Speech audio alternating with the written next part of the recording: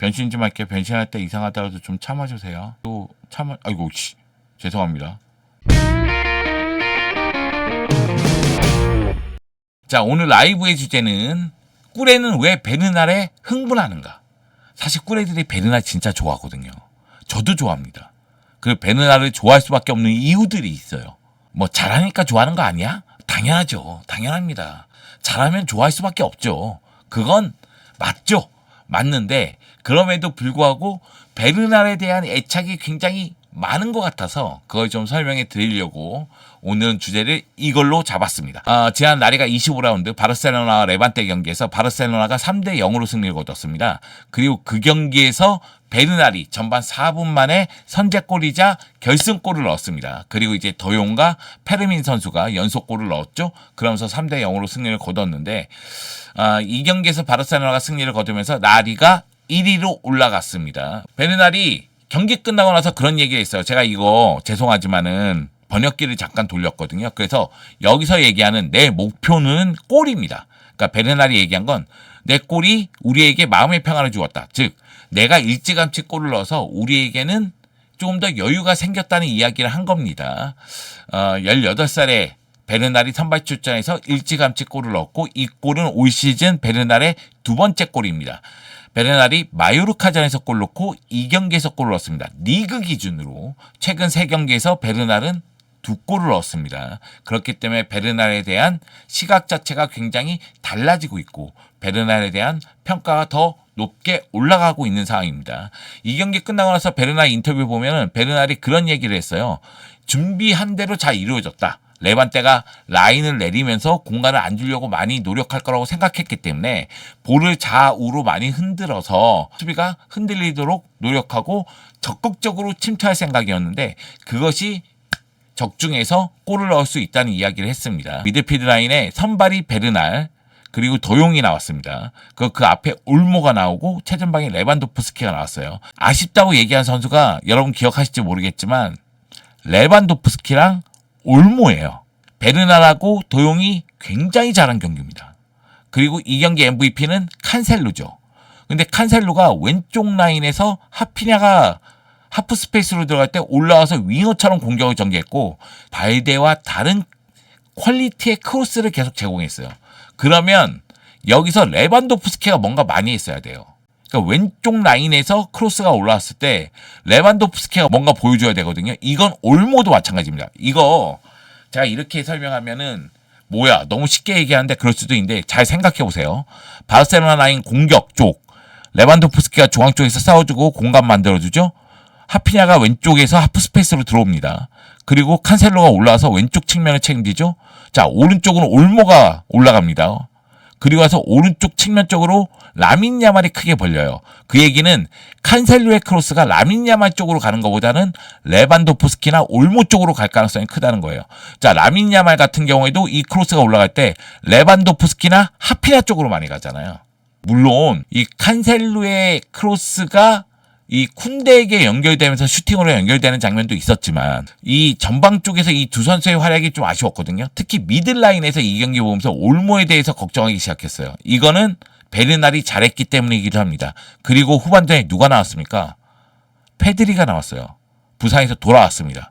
그러면 페드리가 이제 컨디션을 찾으면 페드리가 선발로 나올 거예요.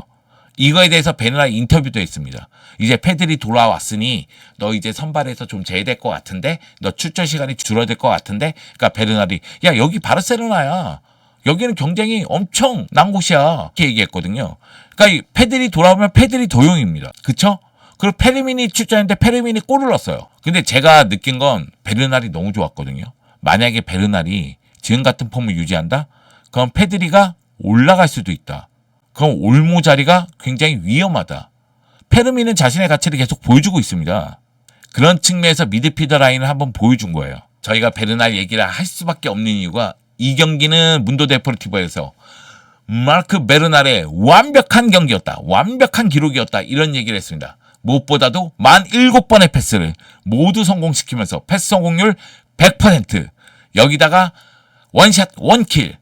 그것도 이른 시간에 선제골.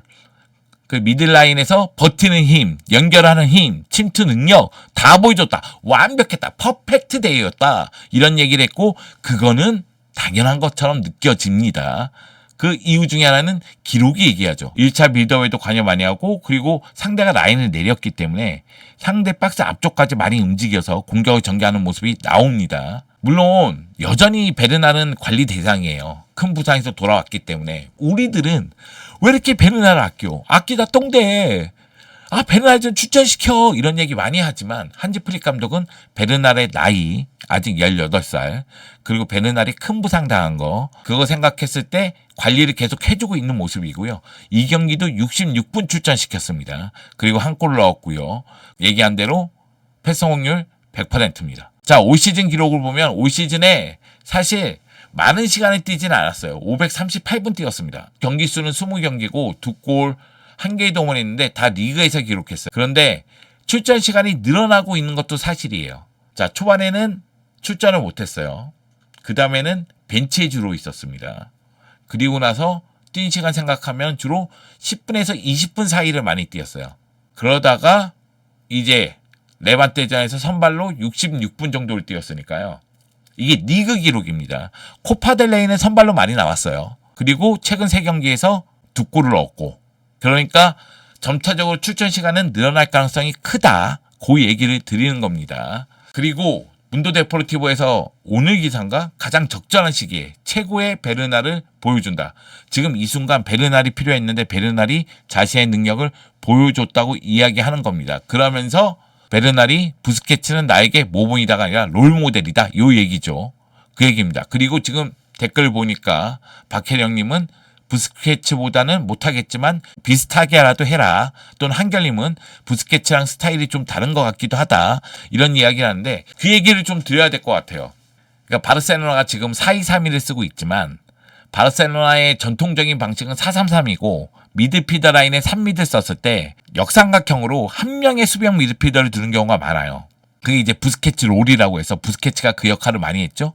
그리고 한번 생각해보면 그 위치에서 좋은 활약을 펼친 선수들이 전통적으로 있었어요. 가르디올라 얘기도 하고 부스케츠 얘기도 하고 다음은 누구냐 이런 얘기를 하는 거죠. 그런데 베르날은 그걸 할 수 있는 능력이 있어요. 사실 2024년에 처음 등장했을 때 베르날이 이거 봐라. 혼자서 저게 가능해?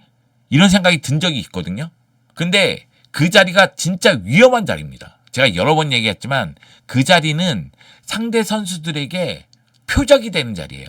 1차 빌드업 할 때 우리 골대를 보고 내려가서 볼을 잡아주는 역할을 하기 때문에 압박이 따라옵니다. 그래서 쟤부터 패스를 받는구나. 그럼 그 친구는 무조건 압박해요.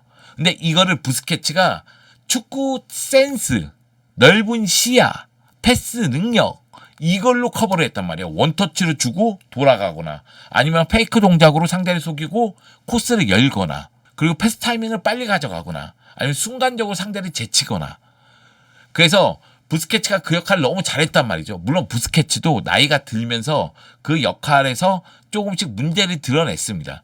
특히 그 역할은 버티는 힘도 중요하지만 순간적으로 상대가 역습으로 나올 때 빨리 내려오면서 또는 코스를 앞쪽에서 막으면서 지연시켜주거나 차단시켜주는 역할도 해줘야 돼요. 근데 부스케츠는 나이가 들고 나서 그게 잘 안 됐죠. 베르날 같은 경우에는 충분히 그게 가능하다는 거죠. 물론 저는 베르날이 문제가 있다고 생각하는 사람이에요. 왜냐면 베르날이 볼이 없을 때 움직임. 그 움직임이 조금 미비해. 좀 부족해.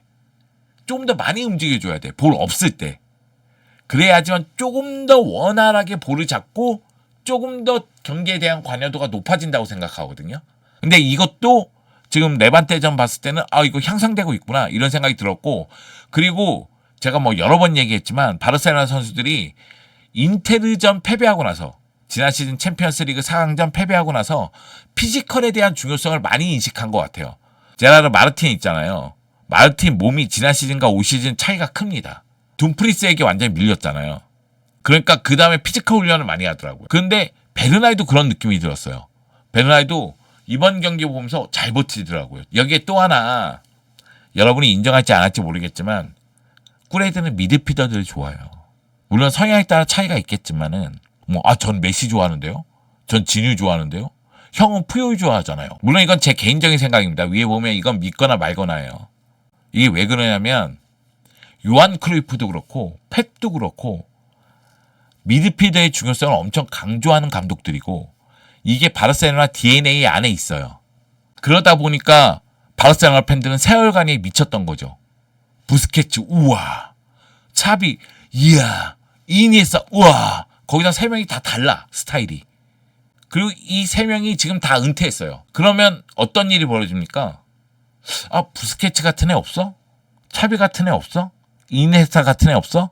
자, 페드리 처음 등장했을 때 우리 이니에스타하고 비교했잖아요. 그리고 지금 베르날 부스케츠하고 비교하고 있는 거 아니에요. 그러니까 꿀애들은 소위 얘기해서 바르셀로나 DNA를 갖고 있고 뭔가 차이를 만드는 그런 미드필더들을 너무나 사랑해요. 그래서 페드리, 더용, 베르날 이런 선수들 보면 흥분하는 겁니다. 이따가 베르날이 제 역할을 한다면 부스케츠 롤이 가능하고 그러면은 미드필더 라인이 4-2-3-1도 되고 4-3-3도 되고 다양하게 되고 그리고 더용도 다양하게 쓸 수 있고 야 이건 뭐야 신장은 또 190대고 버티는 힘도 좋고 흥분이 됩니까 안 됩니까? 그래 여기다가 잘생겼어 또. 물론 타클럽 팬들이 보면 18살 미드필더에게 그것도 뭐 매 경기 선발로 나오지도 않아.